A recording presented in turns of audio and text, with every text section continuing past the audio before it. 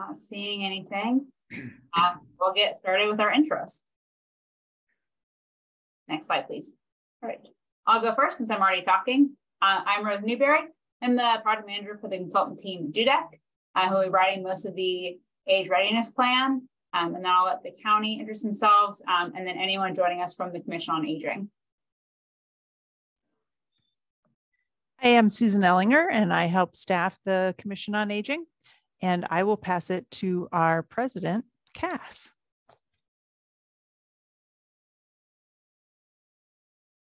There we go. Hello, everybody. Cass Friedland, I'm the chair of the Commission on Aging.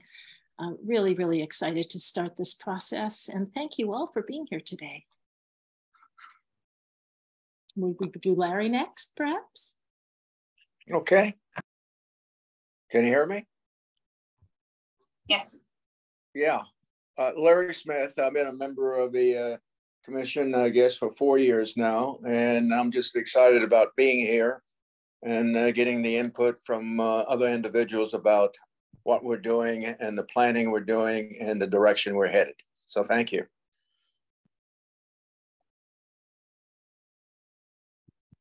Yeah, co-introduce themselves.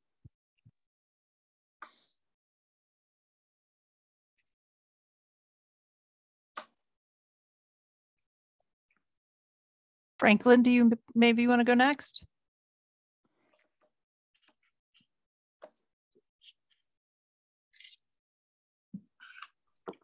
Rose, maybe we want to continue on. David Hudson, maybe you could go next and then pass it to someone else that's here. Sure, David Hudson, Clark County Public Health, and I manage our Healthy Communities program, and I'll pass it to Grant.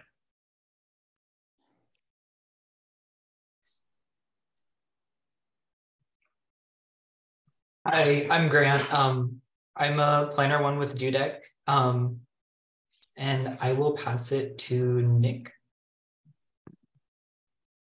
Hi there, I'm also with DUDEC. I'll pass it to Michelle. Hi, I'm Michelle. I'm with LULAC, Southwest Washington, and I'd like to pass it to, is it Susan?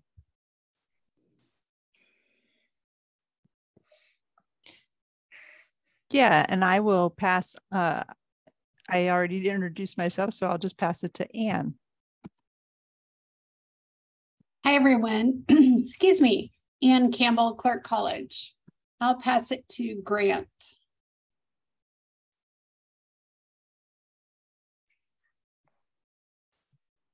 I think I already went. Let's see. So sorry. No worries. I'm happy to go. I'm Christina Ramirez. I'm with the Area Agency on Aging and Disabilities of Southwest Washington, and I'll pass to Mike. Thank you, Christina. I'm Mike Reardon. I'm the Executive Director of the Area Agency on Aging and Disabilities for Southwest Washington. I don't know who else is on the call. Christina, do we have any other ADSWA folks? I am not seeing anyone at this point. I think it's just the two of us right now. Okay, so I'm gonna pass it to, I don't know, whoever hasn't gone yet. Hi, my name is Jasmine Tolbright, she, her pronouns. I'm the president for the NAACP of Vancouver. Awesome. Is there anybody else that would like to introduce themselves before we get started? I am Paul Burgess, Executive Director for Fourth Plane Forward, the District Association between I-5 and Andreessen in Vancouver.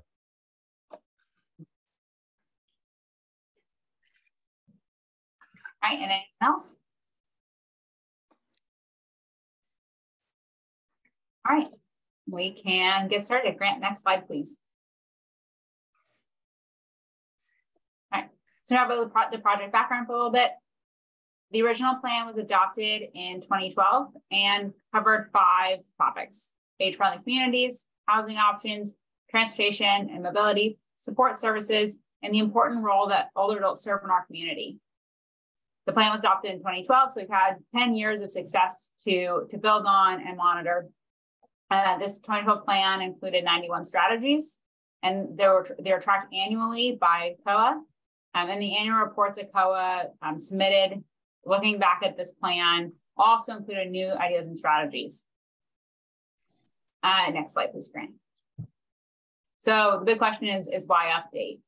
One of the biggest pivots in this update is an additional chapter focusing on both natural and human caused hazards that we've seen in the region in the past 10 years especially. This includes incorporating what we've learned from the pandemic, both in the emergency phase, so that will go into the emergency chapter, but also how COVID has changed support services and how things are delivered to older adults. There's been a lot of changes in the past 10 years, really including housing, transportation, and healthcare, and thinking about new transportation options, how Uber and Lyft have come in as a service in many ways. The proliferation of accessory dwelling units or granny flats in our housing stock. Also things like Airbnb taking up housing that might have been appropriate for older adults. Also changes in healthcare, such as the Affordable Care Act, healthcare costs, Medicare. So anything you can think of in the last 10 years that's really changed the landscape for older adults. Also the boomers and just a large amount of people retiring right now. We're kind of preparing for this retirement wave and it's upon us. And then lastly, to monitor progress, to see what's happened since 2012, where we've had successes and should build on those, where programs have been completed, and then where we need to pivot. So really taking stock of what's happened in the past 10 years and how Clark County can continue to be age-friendly for the next decade. Next slide. So are we here today? We're here to learn about community engagement from you. We're going to jump into a more interactive session in a couple of minutes to really brainstorm goals. So what does an age-friendly community look like? What should Clark County do over the next 10 years to encourage community engagement around these issues? We want to build upon your existing good work and identify any hurdles to that work, as long as opportunities. So with that, I'm going to switch over to our activity. Great. See if I can share my screen.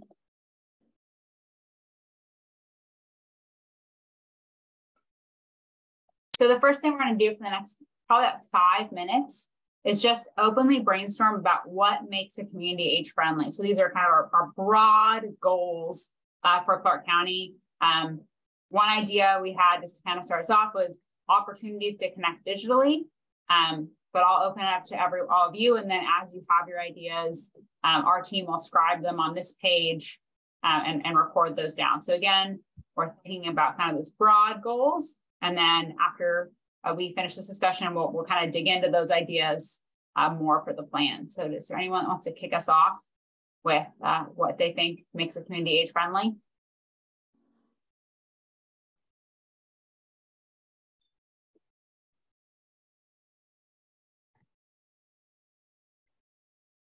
From the chat, seeing engages communities of color.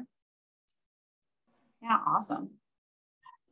Accessibility. So for example, is the community or in things like parks, are they dementia friendly? Are they accessible to people of all abilities? Awesome, yeah. Ensuring that sidewalks are safe and accessible as well. Awesome.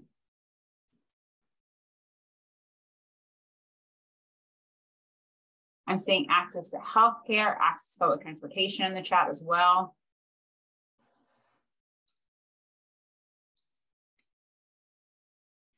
Access, easy access to food and resources that you need.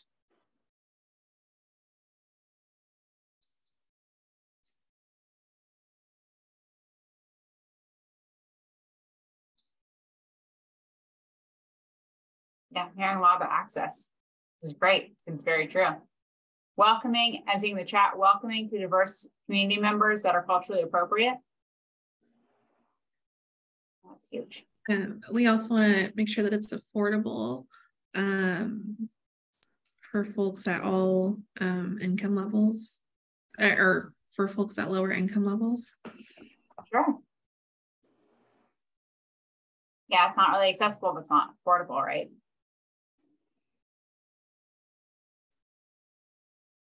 Removing language barriers, absolutely.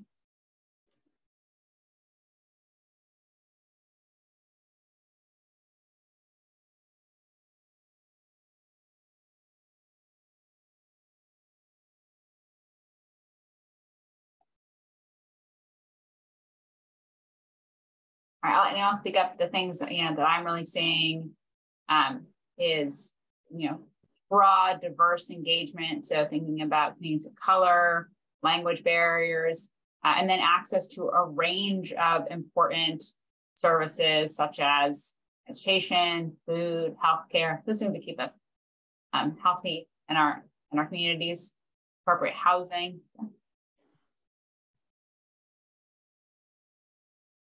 Expanding and strengthening services and support older adults' ability to remain living at home safely, and access to local food, physical activity for all. Okay.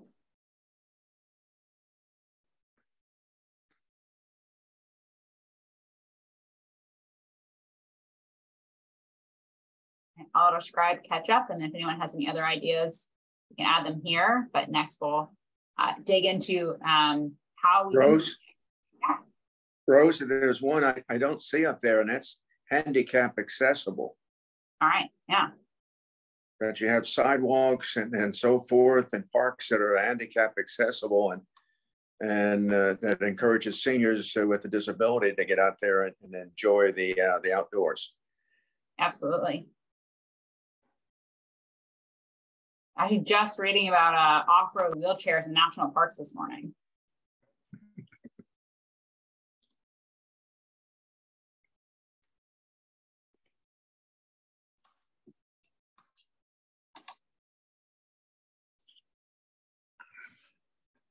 All right, while we finish up, does anyone else have anything else they want to add? And if not, we'll dig into how to make these things happen.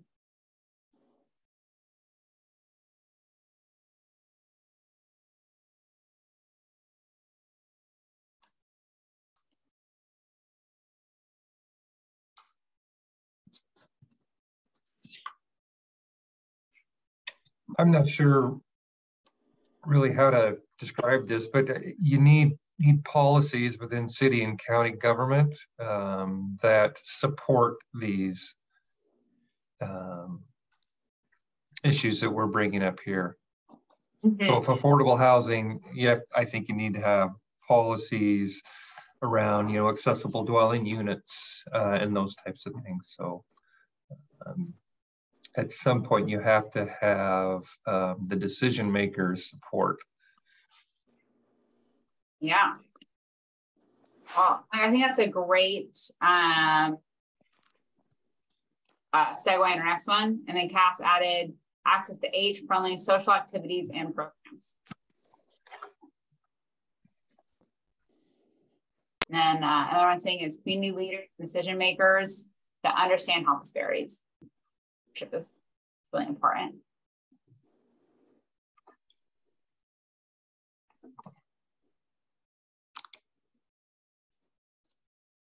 This is great. And we're actually gonna keep building on this on our next slide. I'm gonna skip to that.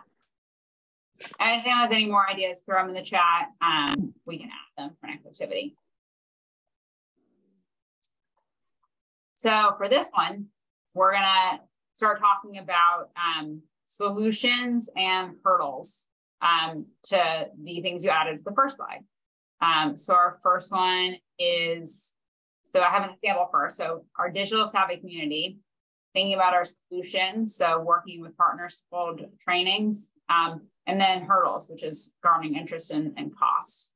So we can work through these together, thinking about the end, the goal we have, and then potential solutions to that goal, and then any hurdles we need to be aware of. Does anybody have any questions about that format before we jump in?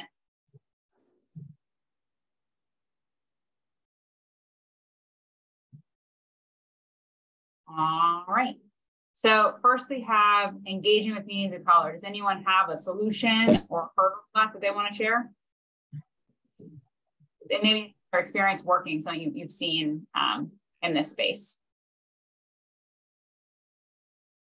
So that was mine. I'll just say, I think just really listening and having them have an equal voice at the table when we are getting feedback, not just that they're there or participating, but they have an equal voice. So would you say that that's more about making sure what they're saying gets incorporated than just having people there? Yeah.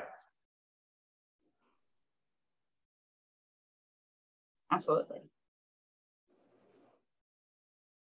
Anybody else have any maybe hurdles they've seen in making that happen, or any other solutions?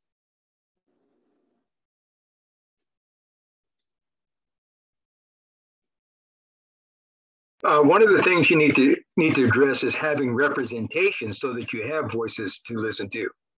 In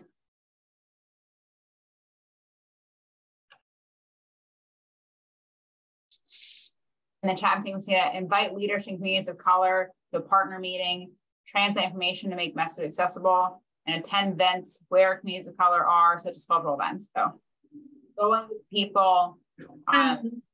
Yeah.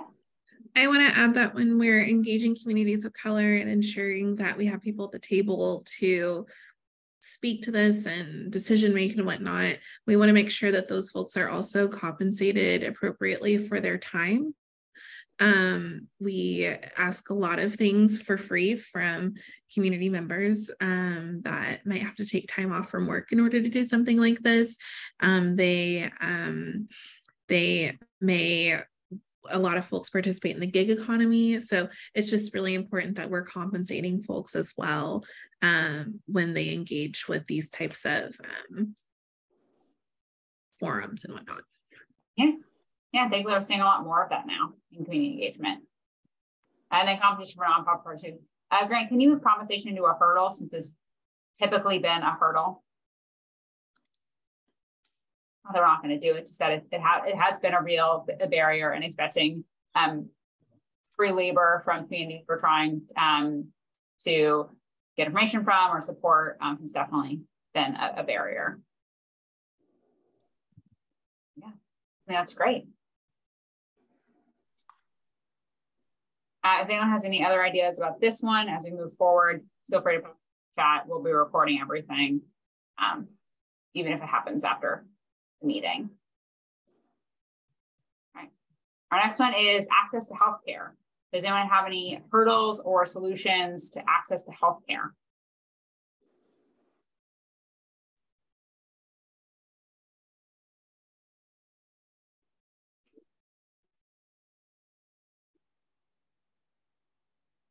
I think when we're thinking about access to healthcare, making sure that folks know how to utilize different ride agencies and whatnot as they, as their family and as they themselves become dependent on other sources for getting to appointments and whatnot. This is all, of course, outside of being Michelle. I think also language barriers for that access. Yeah.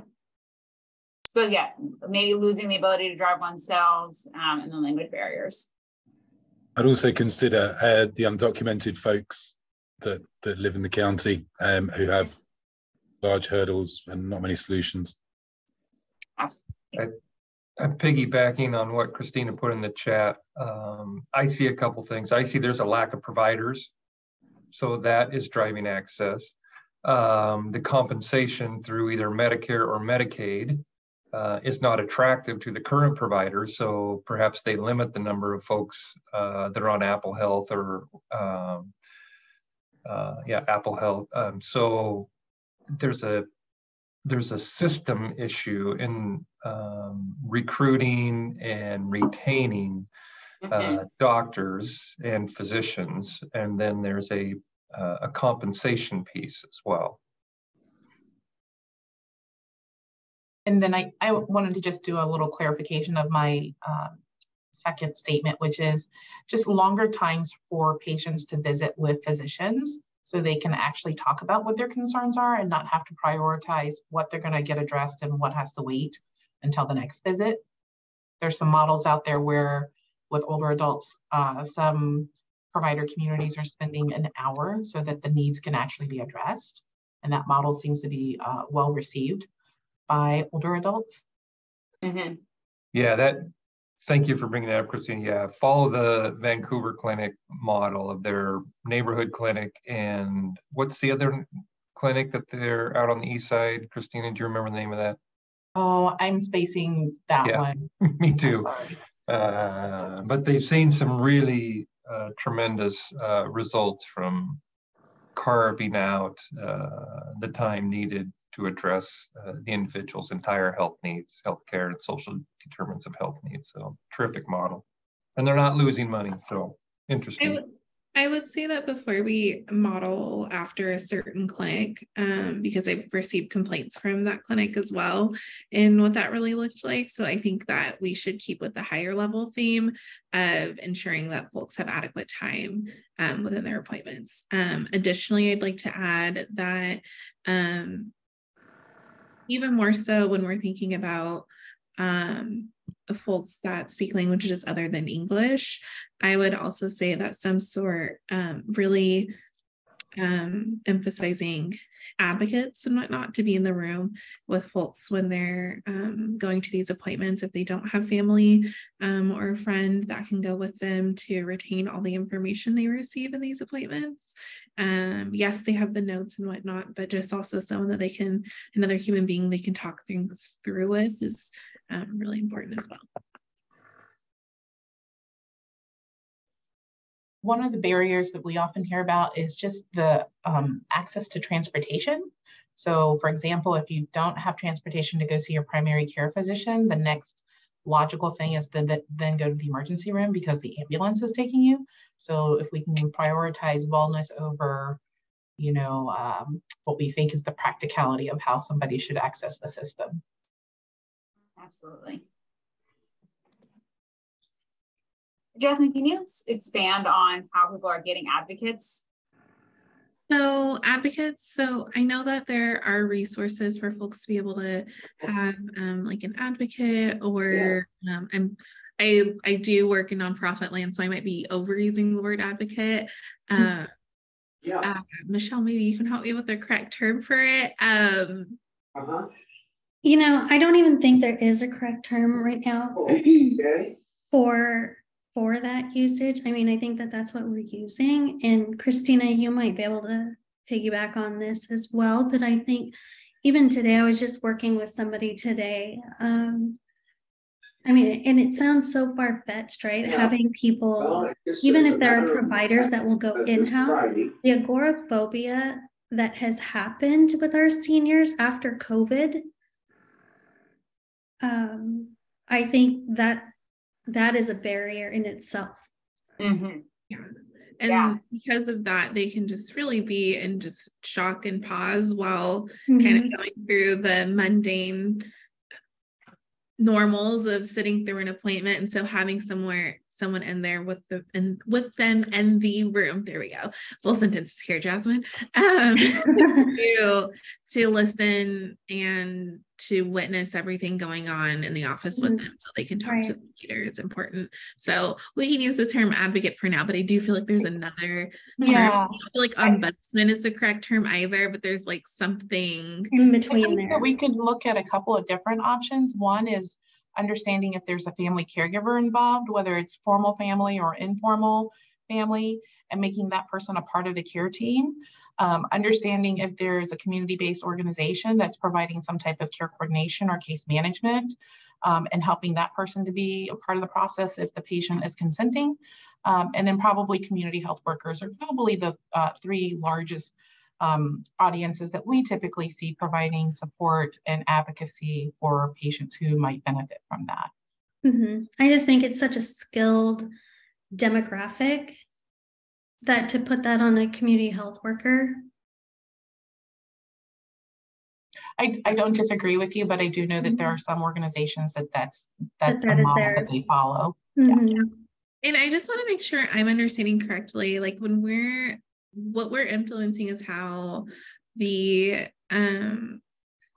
aging department organizes, or are we figuring out how you all organize resources or how you all create resources? I ask because organizing resources, yes, we'd be leaning on community partners and whatnot to supply these folks and maybe providing funding for them to supply these folks. Whereas creating these resources, being that it would be in-house within the county and being able to assign, if not advocate for, these folks to be part of the kind of aging experience, because those are two different things. And I do agree with Michelle on, I think when I'm specifically thinking of communities of color and agencies that provide assistance to those specific communities, they're not very well equipped at this moment in time to be able to supply adequate, because like Michelle said, it takes a special skill set to be able to have those folks in the room. So I would push back and say that no, this is something that we can absolutely, we as community partners can help in, you know, the recruitment process and maybe like some of the screening process and things like that. But it is something that should be housed within the county. That could be a hurdle, could be a solution. I don't know. But I just want to make sure the thought process is very clear about, at least from where NAACP is coming from. Absolutely. Yeah, that's really helpful. And to kind of take a broad view, the Age Readiness Plan is really unique in that it has a lot of partners. And so the plan really houses directions. Obviously, it's a county document, right? But it has model codes for cities and towns which don't fall under the county's jurisdiction, also partners. And so our goal here is to understand the nuances, to make strategies that identify the correct partners and are implementable. So I think all your comments are really helpful in organizing how the strategies are written, and then making sure that we're working with Weaving, the consultants from the county are working with partners such as yourself to make sure that the plan is implementable, doing the right things, talking to the right people. So the plan itself is high level. We're just trying to get at, okay, what are the hurdles we should be addressing? Huge. And then think creatively about how to start filling those gaps. So Rose, I feel like this. Yeah, I'm sorry, Rose, to interrupt. I am 100% behind Jasmine. I also sit on the Public Health Advisory Council, Exec Council. We are implementing a brand new strategic plan. Each demographic, each race, ethnicity, so completely different. And for us to sit here and to say these are solutions, so there will be so much, there's such a broad, you're painting with such a broad lens or broad brush. And for us to sit here and say, this is good for my community, it's not going to be good for Jasmine's community, and it's not going to be good for, you're going to have so many answers. And that's part of, I think, the frustration that a lot of our community members feel is they are not going to come when they're not represented, and when their health barrier, their own health issues are not even the same. So I'm just trying to figure, I think just like Jasmine said, what is it that you're looking for? Are these, I know with our new strategic plan going in, we're starting off from a very, very, we're going back to the basics. We are not using census information anymore. We are not using government numbers anymore.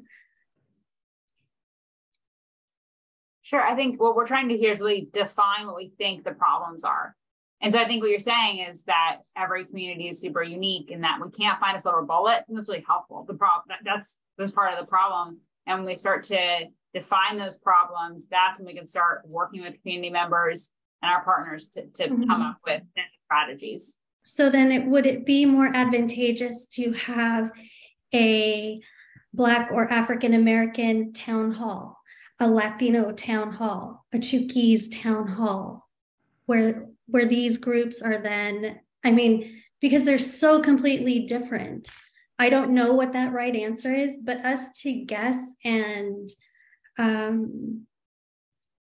what that looks like. I mean, I even think like, why isn't we have someone from WSU, my professor from WSU isn't here, Corey. I sit on the Oregon Gerontological Association. Why isn't, and I know they want to cross the border, you know, cross the river to work with us. Why aren't they here? And I also want to pause by saying, is there further outreach that's still being done in this, and maybe others are going to be in different settings? And this isn't to say I'm negating all your hard work. Yeah. No, I appreciate the points. Yeah, so we can go a broader review. This week we're hosting, I think it's 5 different groups, kind of based around different topics that we said in the plan. And so for Zoom is 6, they're doing one for each chapter.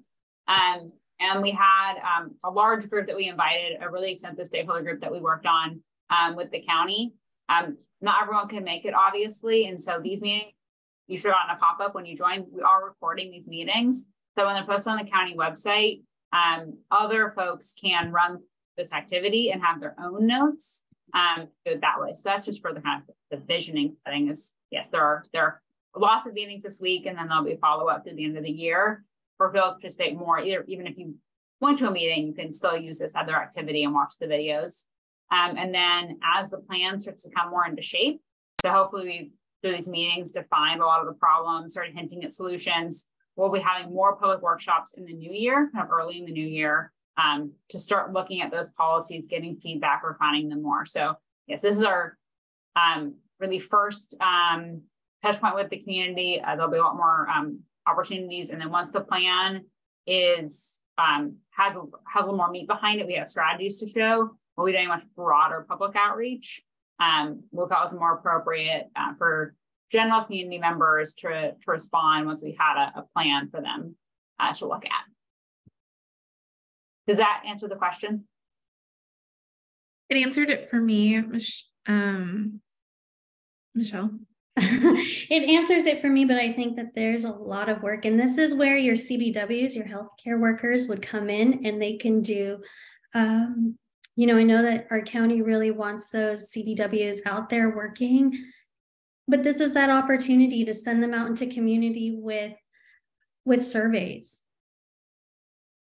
And getting you get out there and you start door knocking, and you ask where those, you know, you go where those seniors are. And I'm not talking about going to the senior care homes, you know, because that's where you're going to get your information.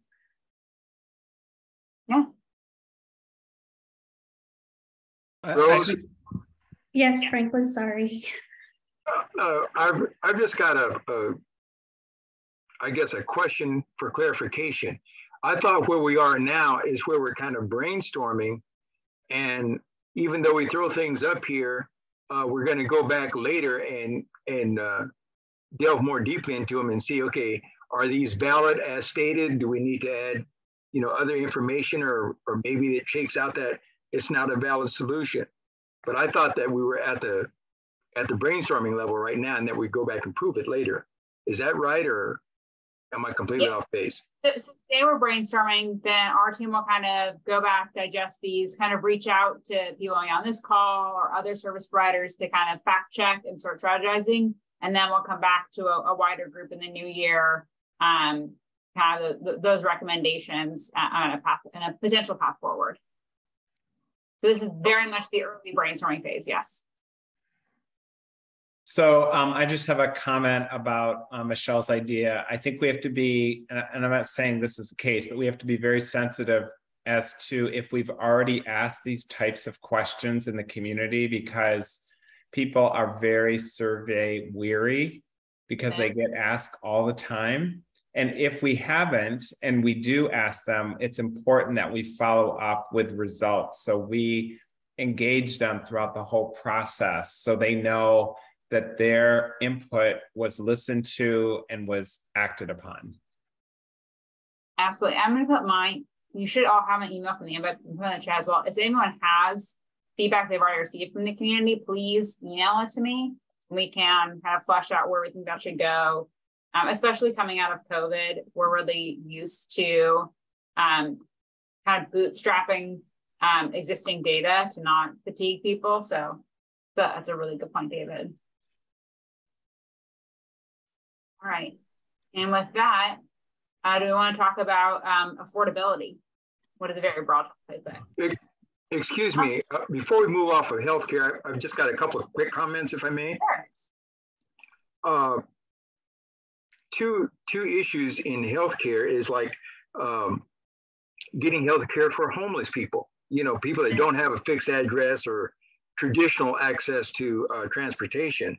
And the other point is that my experience working with the fire department is that a lot of people call 911 and will get an ERT on a fire truck out, and that's their access, the way they access healthcare, because they don't have insurance and so forth. So I'm not sure if that's a solution or a hurdle, but I think those two things we need to make sure we address at some point. Absolutely. Yeah, it's really helpful. All right, anything else on healthcare before I move to affordability?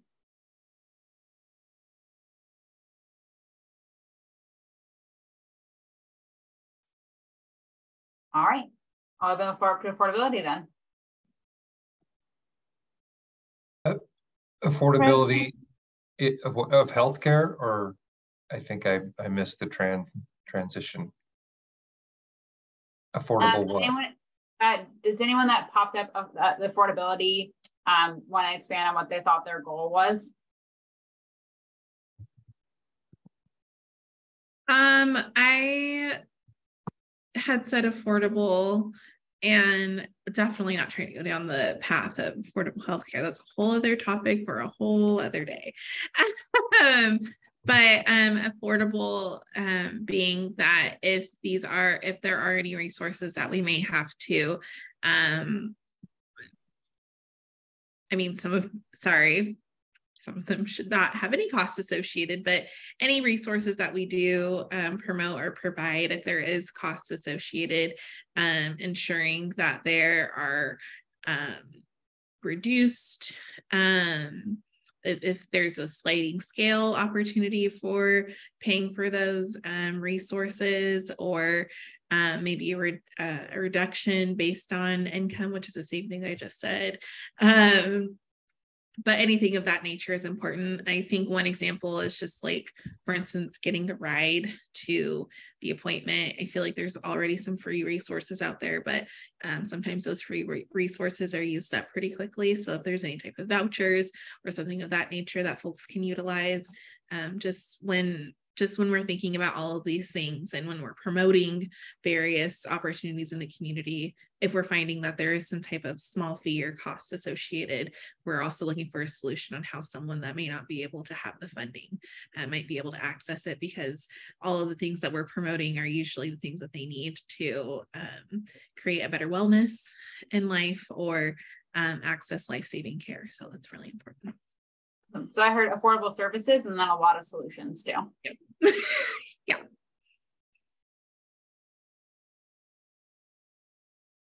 All right, grabs that down. Does anyone else have anything about affordable services or kind of hurdles to that? I just want to offer a consideration in terms of broader policy. Mm-hmm. So, for example, housing continues to be very limited here. And when you have inflation occurring and many older adults living on a fixed income, and there's no sense of rent control going on, when their limited income is outpaced by inflation, there's an opportunity, I think, to look at policy that kind of limits that. So, for example, we saw an increase in calls in our call center with folks who were up for renewal in their leases and were being charged, far more than what they had been in the past, and then their capacity to be able to meet that. That's awesome. And we will be having a full housing session with that focus group, but I think that's a really important point, Christina. Housing is, I think, on everyone's mind, and certainly of really importance here.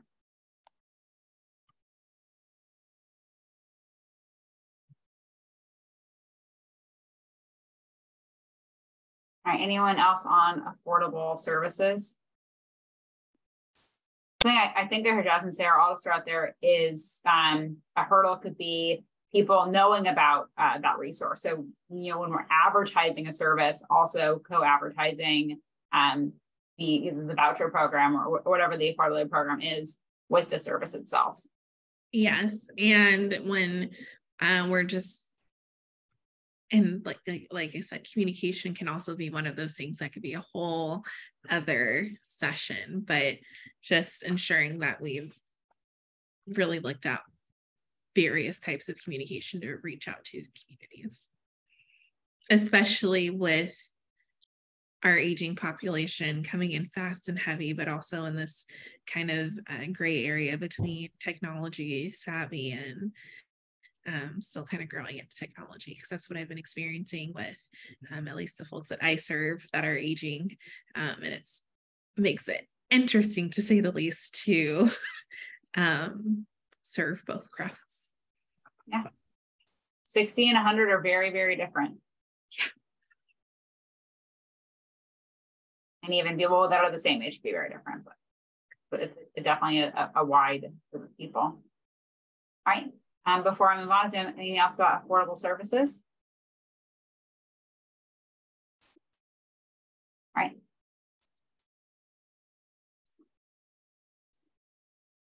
All right, next one is access to public transportation.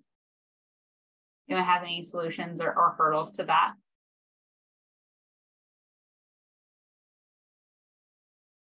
I think it's important. I've had a few folks reach out to my org lately. This is maybe the first time that they haven't been able to drive themselves, and so they've been needing a lot of tutorial on just how to utilize public transportation. Mm-hmm. And so I don't tap into this resource, so I don't know if they're already out there, but if they are, just ensuring that folks, you know, when they get to a certain age where maybe they have to release a license, or maybe some folks are also releasing their vehicles because they it counts against them when receiving other resources, and so just making sure that at some place when they have that dialogue, whether that's informing our dealers of this information for when folks might be selling things to them, or informing our transit agencies or working with our transit agencies to see, sorry, got something else on my calendar coming up, but just making sure that folks can easily find out where and how to use public transportation was my bullet point that I would put towards that. And then just to add to that, CTRAN has a really nice travel training and ambassador program. So really helping folks to understand that that exists, and that's really the sole intent, is to make people comfortable with accessing and using public transportation. That's awesome. Yeah, I was going to follow. Please, Jasmine, go on. Oh, I was just going to say, that's what I was talking about when I'm like, I assume that these things already exist. Can we just make sure that we're doing a more intentional job of making sure that people know that they exist? Because there's a million things out there. And so this is not to discredit anyone's hard work. It's that we need to promote this really hard work, great hard work that's already been done. Yeah, and sort of back, oh, I'm sorry, who else was talking? Go ahead, Cass, I can go. Oh, okay, thanks, Christina. And there really is a stigma, I think, in areas where people have traditionally had cars their whole lives that haven't necessarily been a city center. And there's a real stigma tied to public transportation, both in fear that's been sort of instilled, and that there's a tremendous amount of violence and sorts of things. And so finding a way to destigmatize what it means to be a rider in public transportation goes, it sounds with what you're saying, Christina, a really important component. Yeah, I agree. In terms of hurdles for access to public transportation, a couple of things that comes to mind is that if the person is has physical limitations that prevent them from independently exiting their home or their dwelling or wherever they are to where the bus stop is. That would be a limit in capacity to use public transportation potentially. And then if you live in certain rural areas of the county, just accessibility would also be a potential hurdle. Yeah. Absolutely.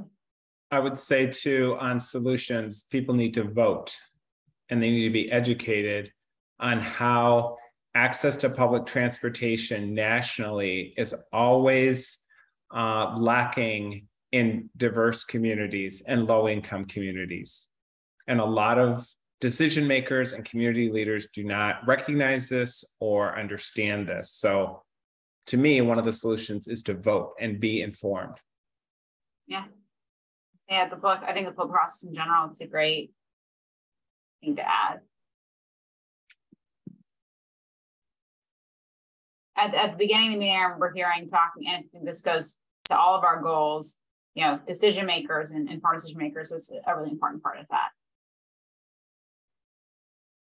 All right, is anything else, any on public transportation where we talk about kind of our general health resources, parks, school, food and activity?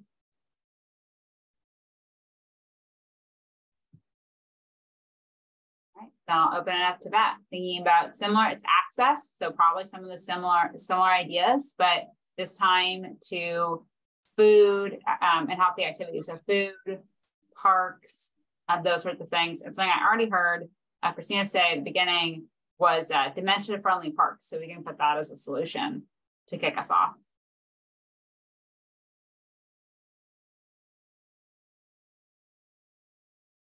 Yeah, this is another one where, like was said before, it just really depends on the community. There's just so many cultural differences, access issues within different diverse communities. However, there has been a lot of data that has been collected on this particular issue, and it's through BERFIS, which I put in the chat. It's through the Healthy Columbia Willamette Collaborative. There was a lot of community engagement sessions done in the past year across the metro region. And then also the Healthier Clark County Info Map, which is on the Clark County Public Health website, has a tab on social determinants of health. And it's a data mapping tool using GIS mapping. And there is a map on food security under social determinants of health. So there's a lot of good data that we already have on this issue. Awesome. Yeah, and I love the info map, and then the ARP livability index is something we're really looking at, and they have data by, you can do countywide, or you can go down, I think it's at the track level, so we're looking at that too. They have a lot of the indicators for these resources as well. So David, I'm sorry. So David, with all of this wonderful data there, is it just the will of leadership in our communities to understand that data and to move forward with healthier communities? Is that what you're seeing? Yeah, I mean, a lot of times they're just, questioning the data, questioning, we get comments like public health is manipulating the data. And, that, as we know, in this polarized world that we live in, once those lies get started, they just spread like wildfire. And we are spending a lot of time and energy addressing these issues when we could be, spending more time serving the residents of Clark County. So it's very frustrating. Yeah. And something else I heard was culturally appropriate, that there isn't, again, a one size fits all here. There's no silver bullet that we need to think about, especially when I work in food, thinking about culturally appropriate, healthy food. Yes. So for access to healthy local food and physical activity, I think that there are some really nice resources in the community, but because we continue, depending on how the program is structured, we, for some programs, they continue to be under the public health emergency. And so just trying to deliver that in a safe way that meets standards and keeps older adults safe can be a hurdle. but the infrastructure is there to provide access to healthy foods for older adults, as well as physical activity. I know Parks and Recreation has a number of activities that they've done in the past. We have some limited physical activity, fitness classes, and we continue to deliver them, but we're also very mindful of bringing older adults together in community. So I think they're there, but there's also some limitations we continue to work with. Yeah, I think adapting to COVID is a huge hurdle. Mm-hmm. All right, anything else on access of the Scribe Safe Working? Anything else on access to local food and activity?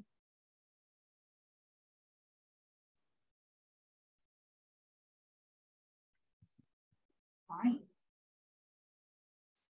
And we have about 7 minutes left. This is probably our last slide. But if anyone has any feedback, the videos we posted, you can work there. You can email me. My email's in the chat, and I'm also the one that invited you to this meeting. So my email's in your calendar if you have any ideas. Once we get past 1 o'clock. So last goal I have is expanding and strengthening services to support older adults by ability to remain living at home safely, so aging in place and staying in their homes. We can talk about solutions and hurdles to this.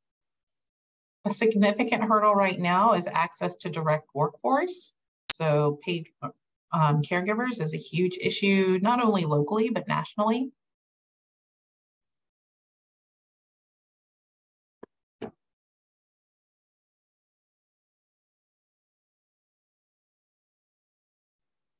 Making sure that homes have been updated with to allow accessibility, bars and ramps and such.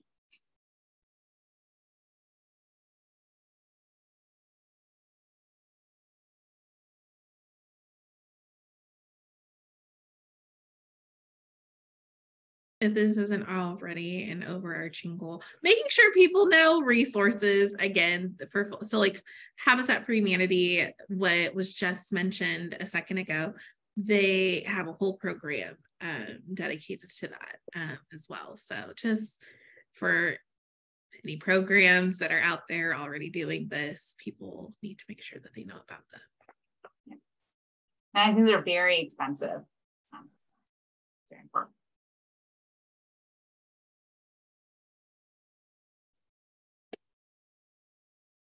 All right, anything here, or we can jump to age-friendly social programs if there's nothing. Yeah, I'm not sure how broadly we're defining services and support, but Christina mentioned earlier rent control. I know there are there's some policies and legislation in place around property taxes, based on an individual's income. I think that's great. I don't know how much flexibility there is to lower that. But I mean, there was just that article in the newspaper recently about the individual with living in a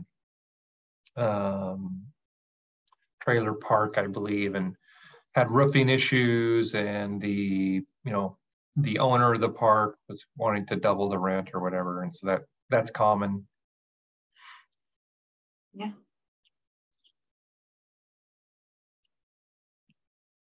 And I think thinking about remembering the different types of housing. So, ground leases and trailer parks versus renters versus owners. It's really important.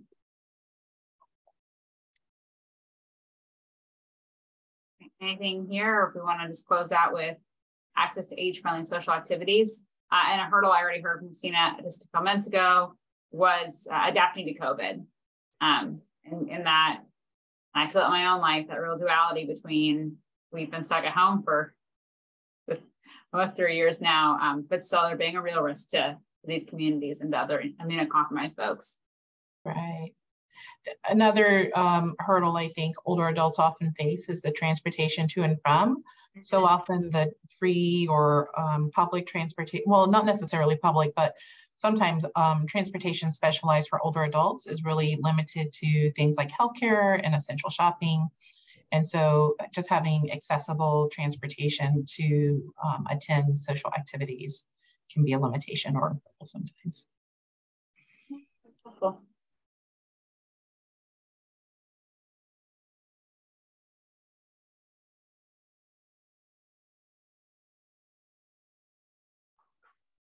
All right, does anyone else have any thoughts on this, or we have 3 minutes left, so do you have any overarching thoughts before I close this out?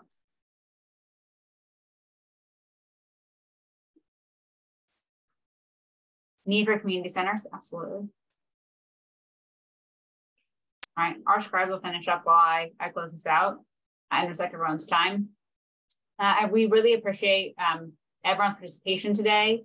Like I said, this is really, we're in the first steps of this. So you are the first of 6 meetings this week. We're talking more broadly about the goals and vision and kind of defining the problems we want to address in the update. The next communication you can expect from us is another thank you email. These being the videos of these meetings, all 6 of them being up on the website, and more opportunities to participate in this function and in the problem definition and vision functioning. You're welcome to send that to anyone you think should be involved in this process.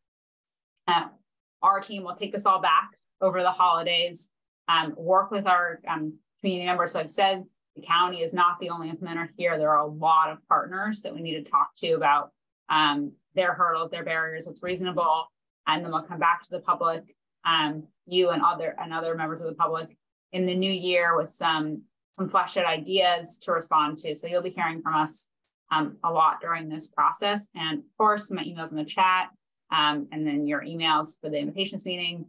Please reach out if you have questions or any additional comments or wrapping up this plan. And with that, I'll give Susan the last minute before we close out if she has anything to say to the group. And then we'll say goodbye. I just want to thank everyone for their time. We know that it's very limited, and we really appreciate everybody being here today. Thank you all for putting this together. Thank you. Take care. Thank you all. Bye, everyone. Thanks. Bye.